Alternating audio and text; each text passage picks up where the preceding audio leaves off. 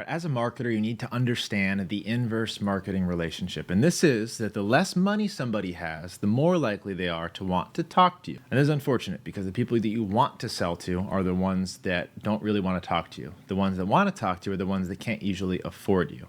So your solution here is to understand this inverse marketing relationship. And if you're going to target Fortune 500 CEOs in your cold emails, which a lot of people want to do, they want to go after, I only want decision makers of companies that have at least 100 employees. Well, sorry, client, we can do that, but you need to understand that your success metrics are going to be a lot different than the guy targeting the companies with less than 10 employees. You can still target the big whales. Just know your open rates and your reply rates and your opportunity rates are going to be a small fraction of what other guys might be.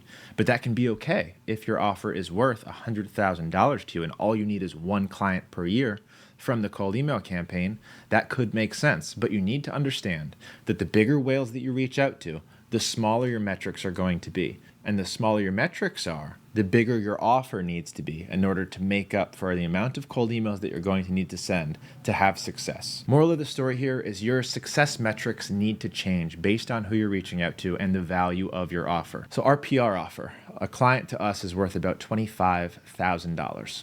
So we're able to email a lot of people and spend a lot of money on cold email because all we need is one client worth $25,000 to justify $25,000 worth of spending. So you need to think about, what is your offer worth to you? If you can only target companies with at least 100 employees and you can only sell to the decision maker, then it might make sense to make an offer that's worth at least $20,000 because you're not going to get as many opportunities as the guy reaching out to middle management, because you're not going to get as many opportunities as the client who's reaching out only to small farmers to sell them something worth $1,000. The metrics are going to be much different, but the reward is also much different. So the solution here to this inverse marketing relationship is understanding your metrics, having a big enough offer to justify smaller metrics, and also getting creative, finding the blue ocean in cold email because they are still there. There's a lot of targeting strategies, a lot of them that I just mentioned that not a lot of people are doing. So find what those are. Find the industries that aren't being reached out to. Find the lists that aren't being targeted with the offer that you are offering. This stuff does work, but you have to get creative. If you try and sell the same bullshit that everyone else is selling to the same people that everyone else is selling to, and you're complaining that cold email doesn't work, well, no shit, dummy. Of course it's not working for you. You didn't even try. So here's what not to do with cold email, and I really want to encourage good cold email practices. This can be scummy if you do it the wrong way, and it can make the rest of us cold emailers look bad. So this is what I do not want you to do. Don't shit spray. Don't be a sprayer and prayer. Don't shoot a million arrows and hope that one lands. You need to hyper-target your cold emails to people that actually want to receive your cold email, and then have something good in your cold email. So what do I mean by shit spraying? What should you not do? I could theoretically get the email from just about everybody in America. I'm good enough. I know all the tools. I know how to scrape them. I can do it pretty much on autopilot. So I could theoretically email everybody, and it wouldn't cost me very much money. But now I'm the problem. Now I'm shit spraying. I could sell PR services to everybody, but the problem is not everybody wants to buy PR services. They're not a good fit for PR services. So if I email everybody in Florida, 10 million people looking for PR services, hey, you interested in PR? You want PR? Only a fraction of those are going to be business owners, and only a small fraction of those are actually going to be a good fit for purchasing PR services. So you need to be targeted with your cold email. The examples that I listed on this slide, homeowners, rich people, basically anyone B2C. There's a lot of companies that come to me and say, hey Jay, I sell insurance, or I'm a real estate broker and I need to generate leads. Can I do it with cold email? The answer is kinda, sorta, but you have to get creative. If you sell solar and you're looking to cold email people, I recommend finding adjacent businesses that you can partner with and use cold email to build partnerships. Don't just cold email every homeowner, because B2C cold email and B2B cold email have very different rules, and I'll talk about those in just a second. But the principle is, if you're selling insurance, say you're selling health insurance B2C to customers, and you're looking for health insurance leads, don't email everybody in your local state and ask them if they need health insurance. Your campaigns will not last. This is shit spraying. You can be fined, and your cold email campaigns will get blacklisted. All the domains are going to get blacklisted, and it's all going to be for nothing within like a month.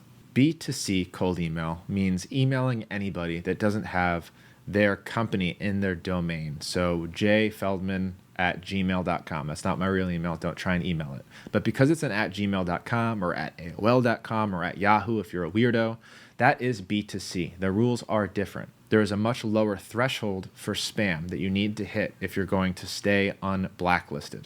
So if you're emailing a lot of B2C people, so @Gmails, and 3 out of 1,000 of those people report you as spam, your domain is automatically going to be blacklisted. Every mailbox attached to it is going to be blacklisted, and you're not going to be able to send cold emails anymore. So yes, that threshold is low, but what's even worse is because you emailed 1,000 homeowners asking to sell solar, and half of them live in a condo and don't have a roof, all of those people are going to report you as spam. So it's really easy to get your domain blacklisted, and it can be very hard or timely to come off of a blacklist. I'm not going to say that B2C cold email never works. In fact, we've made it work on several occasions because we've gotten very creative. But in general, if you can't target business owners based on filters or other metrics and you can't sell them a business-related offer, I recommend not using cold email for that. Instead, you should use cold email to form partnerships. So if you're selling solar roofing, instead of emailing people that have a house or in a specific zip code, trying to sell them solar roofs, instead you should email adjacent contracting services, anyone involved in home building, real estate agents, brokers. These are other businesses that you can target and say, hey, I would love to chat about a partnership. I've got some ideas. Is this something you're willing to discuss? And then boom, now you've got your foot in the door with other people that know homeowners, and you can work yourself into their world and into their list. So cold email can be very effective for partnerships, but not B2C. Approach B2C through partnerships. And by the way, guys, if you're interested in learning exactly how I set up these partnership campaigns, because we do the same thing for B2B too. It's not enough just to cold email businesses and try and sell them services. If you really want to do cold email right, you can also set up campaigns to form partnerships with adjacent businesses. And I can show you how to do that, but it's inside of my Insiders course.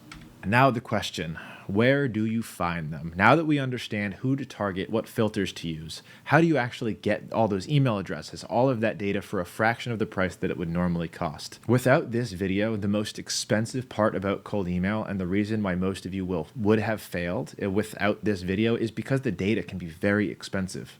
If you go and sign up for Apollo right now and try and export 10,000 contacts, it's going to cost you thousands of dollars. So making money on that investment as a beginner is very difficult. I'm going to show you a way to get unlimited data for pennies on the dollar so that cold emailing costs you pennies. It'll cost you less than $1 per lead to generate leads. I'm going to show you a way to get unlimited leads for pennies on the dollar. You'll only find it here. This is not information freely available anywhere else. Now let's have a sip of coffee and jump into the next module. All right, here we go. How to get email lists for pennies on the dollar. Without this video, you will be spending a lot of money on leads and on emails. So I highly recommend watching this whole thing, saving the links I'm about to share, because I have used just about every service, every database, and every method of acquiring emails that you can possibly think of. And this is going to be my distilled recommendations for what you should do to get unlimited leads for your cold email machine. Let's jump right in. So here's the different places that you can get emails from. There's different options. Some of them have different pros and cons, and you don't necessarily have to just choose one. So option number 1, B2B databases. This is the easiest answer. It's the one that you can throw money at, download emails. There are some gold standards, and I'll talk about some of those, but there's ZoomInfo, which is very expensive, but the most up-to-date data, and Apollo, which is my personal favorite. I've got an enterprise grandfathered plan with them. So Apollo is basically my go-to recommendation, but I'm going to show you how to use it correctly without breaking the bank. Number 2, buying email lists or trading email lists. If you go online right now and you search buy email list, buy business lead list, you're going to find hundreds of people trying to sell you really discounted email lists, literally pennies on the dollar, almost free. I want to encourage you not to do this, and I'm going to show you why in just a second. Option number 3 is you can scrape them. So scraping is using a tool to basically go through social media profiles or Google Maps or Yellow Pages and download all of the data from there to your own spreadsheet to then put into your cold email campaign and use them. This is called scraping.